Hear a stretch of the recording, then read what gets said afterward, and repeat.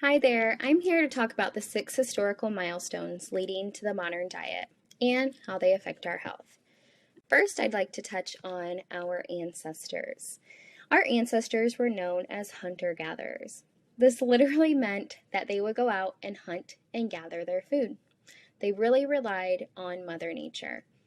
But nowadays, we have everything so readily available to us.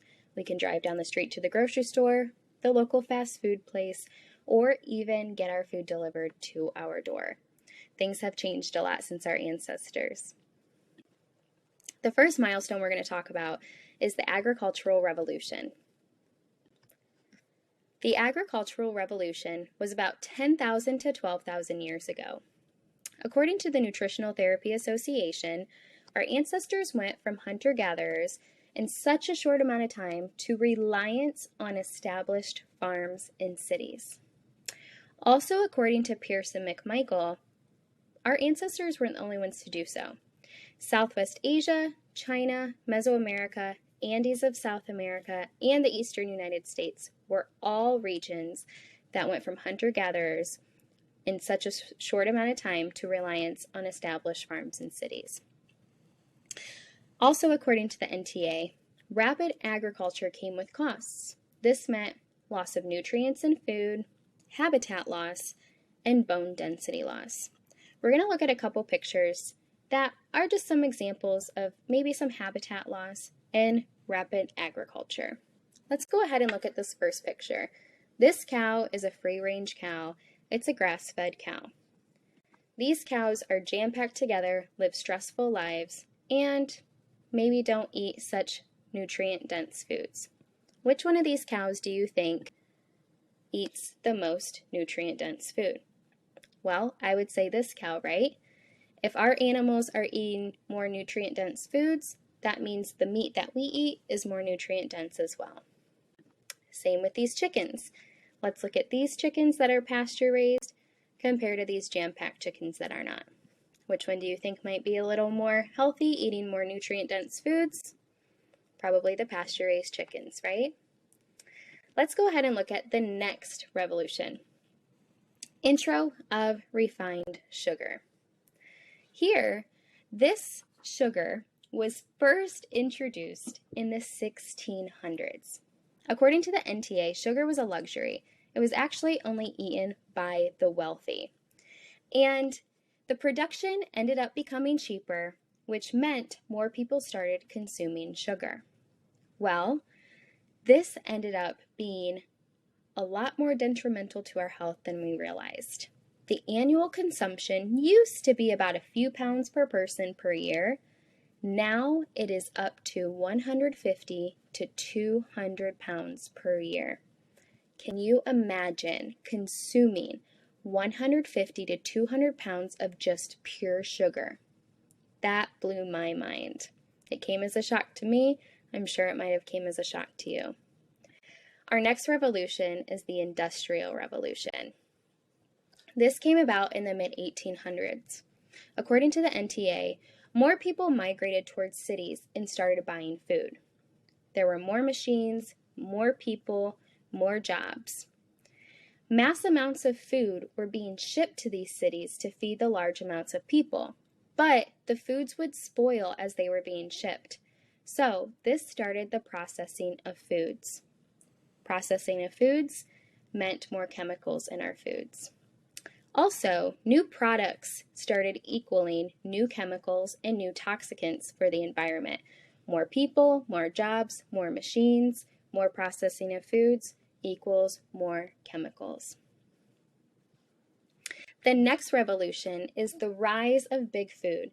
I'm sure you can think in your head and even look at this picture and think of a big food company, right? Well, these started to come about in the late 1800s and early 1900s.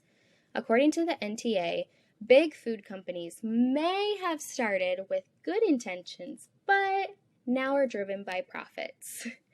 According to Goodman, hyperpalatability is used to get consumers hooked on products. These companies know the proper ratios of salt, sugar. They know what to add together to make your palates crave more. Your palate connects to your brain, and your brain craves more. Also, according to Moss, companies market to children. They market to children for them to convince parents to purchase their product. Think about it. Kids beg for the product, the parents get the product, and may also consume the product as well, which feeds their palate, which feeds their brain, which leaves them wanting more. Big win-win for these big food companies, right?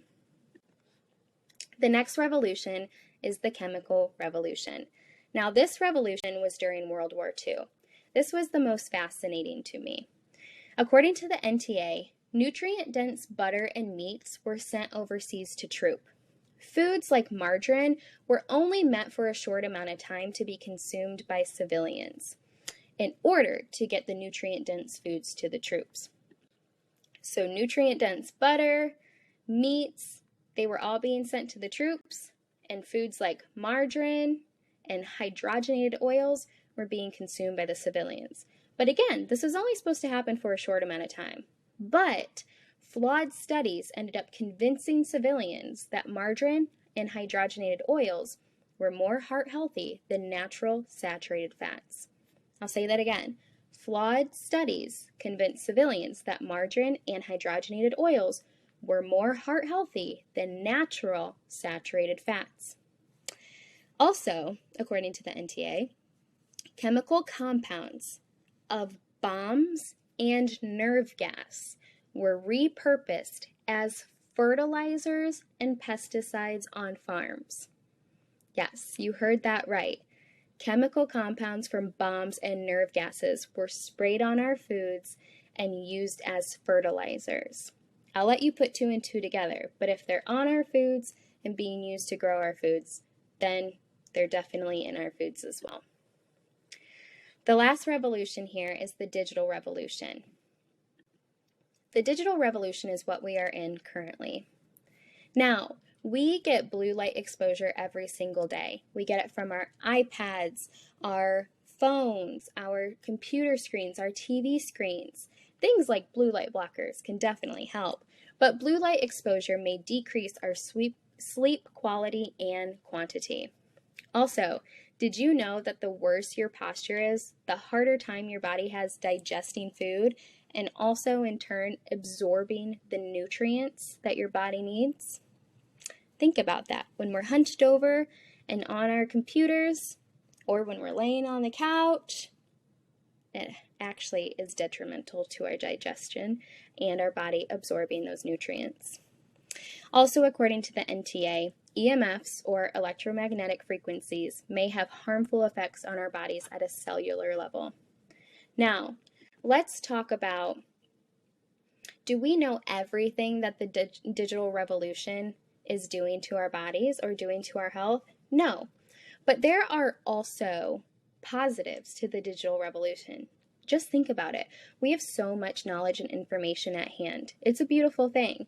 We have so much knowledge we can teach ourselves, specifically from the digital revolution, from our computers, from our phones. There's so much we can learn every single day. But we do have to be careful about how much we are on these electronics and still be knowledgeable that there can be some harmful things happening to our bodies. We'll continue to learn and we'll continue to figure that out. Thank you guys so much for being a part of this conversation today. I hope you learned a lot, and I hope you learned some new information you may not have known before. All right, thank you again.